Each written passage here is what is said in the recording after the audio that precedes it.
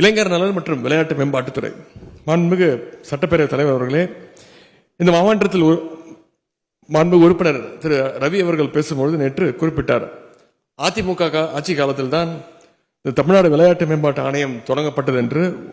உண்மைதான், நீங்கள் ஆணையத்தை தொடங்கி இருக்கலாம். ஆனால் விளையாட்டு மேம்பாட்டுக்கென்று 2000வது ஆண்டுல ஒரு தனி அமைச்சகத்தை அமைச்சது, உருவாக்கி கொடுத்து அதை வளர்த்தெடுத்தவர் முத்தமிழர் கலைஞர் அவர்கள்.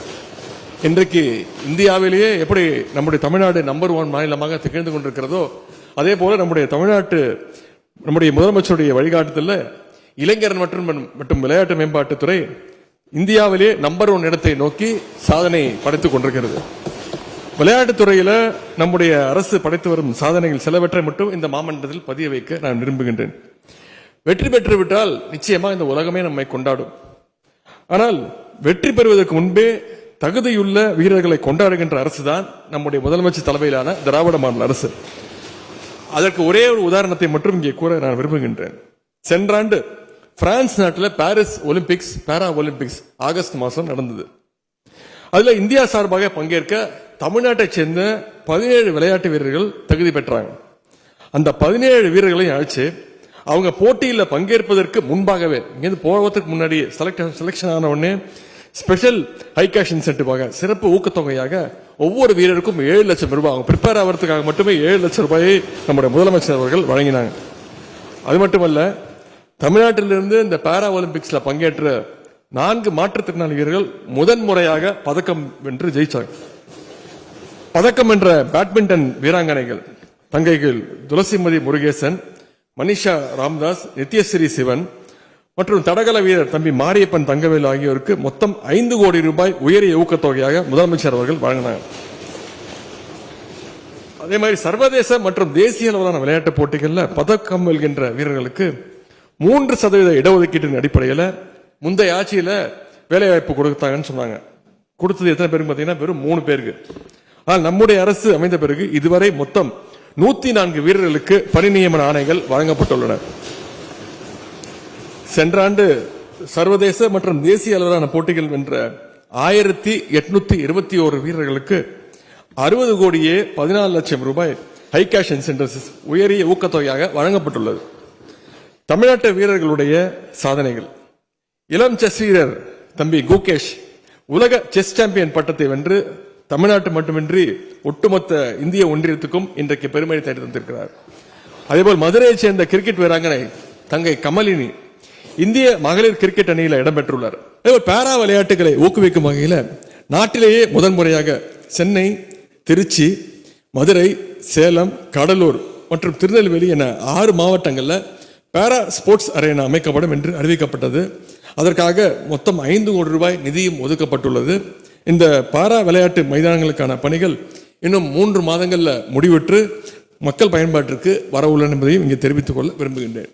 நம்முடைய மாண்புமிகு சட்டமன்ற உறுப்பினர் அண்ணன் ரவி அவர்கள் நேற்று பேசும்பொழுது புதிய விடுதிகள் திறக்கப்படவில்லை என்றும், விடுதிகள் ஹாஸ்டல்ஸ், ஸ்போர்ட்ஸ் ஹாஸ்டல்ஸ் மாணவர்களுடைய எண்ணிக்கை குறைவதாகவும் ஒரு கருத்தை கூறியிருந்தார்.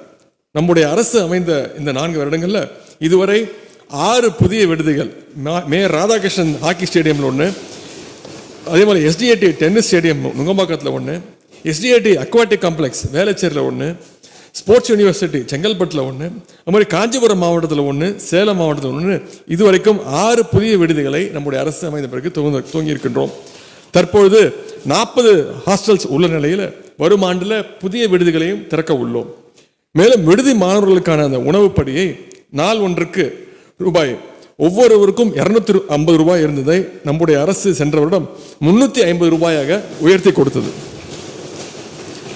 அதேபோல 4 ஆண்டுகளில் நம்முடைய அரசு, நம்முடைய துறை எடுத்த முயற்சியால மாணவர்களுடைய எண்ணிக்கை, ஹாஸ்டலில் இருக்கக்கூடிய மாணவர்களுடைய எண்ணிக்கை 2300 இன்றைக்கு 2600 உயர்ந்துள்ளது என்பதை இங்கே தெரிவிக்க நான் கடமைப்பட்டிருக்கிறேன்.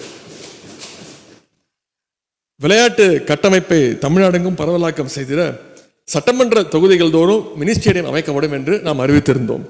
முதல் கட்டமாக 9 சட்டமன்ற தொகுதிகள் நிலம் தேர்வு செய்யப்பட்டு சேப்பாக்கம், திருவல்லிக்கேணி, சோழவந்தான், திருவைகுண்டம், காரைக்குடி ஆகிய தொகுதிகளில் மினி ஸ்டேடியம் கட்டி முடிக்கப்பட்டு ஏற்கனவே திறந்து வைக்கப்பட்டுள்ளது. கொளத்தூர், வாணியம்பாடி, காங்கேயம், பத்மநாபபுரம் மற்றும் ஆலங்குடி 5 தொகுதிகளிலும் பணிகள் நடைபெற்றுக் கொண்டிருக்கின்றன. விரைவில் அங்கேயும் ஸ்டேடியம் திறந்து வைக்கப்படும் என்று தெரிவித்துக் கொள்கின்றேன். சென்ற ஆண்டு 22 சட்டமன்ற தொகுதிகளில் மினி ஸ்டேடியம் அமைக்கப்படும் என்று சட்டப்பேரவை அறிவித்திருந்தோம். அதற்கான பணிகள் விரைவில் தொடங்க உள்ளன. அது மட்டுமல்ல, நிலம் இருக்கின்ற அனைத்து தொகுதிகளையும் மினி ஸ்டேடியங்களை நிச்சயம் அமைக்க நடவடிக்கை எடுக்கப்படும் என்பதையும் தெரிவித்துக் கொள்கின்றேன். உடைய பேரவைத் தலைவர் அவர்கள் ராதாபுரம் தொகுதியில் ஸ்டேடியம் அமைக்க வேண்டும் என்று கேட்டிருக்கிறீங்க. ராதாபுரத்தில் சர்வதேச தரத்திலான ஸ்டேடியம் அமைப்பதற்கான அறிவிப்பை நம்முடைய முதலமைச்சர் அவர்கள் ஏற்கனவே வெளியிட்டாங்க. இதற்காக நிதி ஒதுக்கப்பட்டுள்ளது. ஒப்பந்த புள்ளி கோரப்பட்டு விரைவில் பணிகள் தொடங்கப்படும் என்பதையும் தெரிவித்துக் கொள்கின்றேன். மாண்புமிகு உறுப்பினர் அண்ணன் நீலமேகம் அவர்கள் தஞ்சை மாவட்ட விளையாட்டு அரங்கத்தில் சிந்தட்டிக் அத்லெட்டிக் ட்ராக் அமைக்கும் பணியை விரைந்து முடிக்க நேற்று கோரிக்கை வச்சிருந்தார். அந்த பணிகள் வரும் ஏப்ரலுக்குள் முடிக்கப்பட்டு விரைவில் விளையாட்டு வீரர்களுடைய பயன்பாட்டிற்கு கொண்டு வரப்படும் என்பதை உறுதியை இந்த நேரத்தில் நான் தெரிவிக்க கடமைப்பட்டிருக்கின்றேன். முத்தமிழர் கலைஞர் அவர்களுடைய வாழ்ந்த கோபாலபுரத்தில் கலைஞர் குத்துச்சண்டை அகாடமி அமைக்கப்படும் என்று சென்ற ஆண்டு சட்டப்பேரவையில் அறிவித்திருந்தோம். அதன் அடிப்படையில் 8 கோடி ரூபாய் மதிப்பீட்டில் சர்வதேச தரத்தில் கட்டப்பட்டுள்ள கலைஞர் பாக்ஸிங் அகாடமியை முதலமைச்சர் அவர்கள் கடந்த மாதம் திறந்து வச்சாங்க. முத்தமிழர் கலைஞருடைய நூற்றாண்டை முன்னிட்டு தமிழ்நாட்டில் உள்ள 12,525 கிராம ஊராட்சிகளுக்கும் கலைஞர் ஸ்போர்ட்ஸ் கிட்ஸ் வழங்குவோம் என்று சட்டப்பேரவையில் அறிவித்திருந்தோம். கடந்த ஆட்சியில் வெறும் 4 விளையாட்டுகளுக்கான ஸ்போர்ட்ஸ் கிட் தான் கொடுக்கப்பட்டது. அந்த நிலையில் கலைஞர் ஸ்போர்ட்ஸ் கிட் திட்டத்தின் கீழே 10 வகையான விளையாட்டுகளுக்கு தேவையான 33 ஸ்போர்ட்ஸ் கிட்டை நாம் தொடர்ந்து வழங்கி இருக்கின்றோம். அனைத்து மாவட்டங்களையும் ஒரே ஆண்டில் கிட்டத்தட்ட 17,000 எண்ணிக்கையிலான ஸ்போர்ட்ஸ் கிட் தொகுப்பினை கொடுத்திருக்கிறோம். வரும் ஆண்டில் நகர்ப்புறங்களிலும் கலைஞர் ஸ்போர்ட்ஸ் கிட் திட்டத்தின் கீழே விளையாட்டு உபகரணங்கள் வழங்க நடவடிக்கை எடுக்கப்பட்டு வருகின்றது. இப்படியாக தமிழ்நாட்டிலே விளையாட்டுத்துறை வளர்ச்சி புதிய உயரங்களை தொட்டிடும் வகையில் நம்முடைய இளைஞர் நலன் மற்றும் விளையாட்டு மேம்பாட்டுத்துறை அயராது பாடுபட்டு வருகிறது என்பதை மகிழ்ச்சியோடு நான் கூற விரும்புகின்றேன். செய்திகளை உடனுக்குடனும் துல்லியமாகவும் தெரிந்து கொள்ள சப்ஸ்கிரைப் பண்ணுங்க.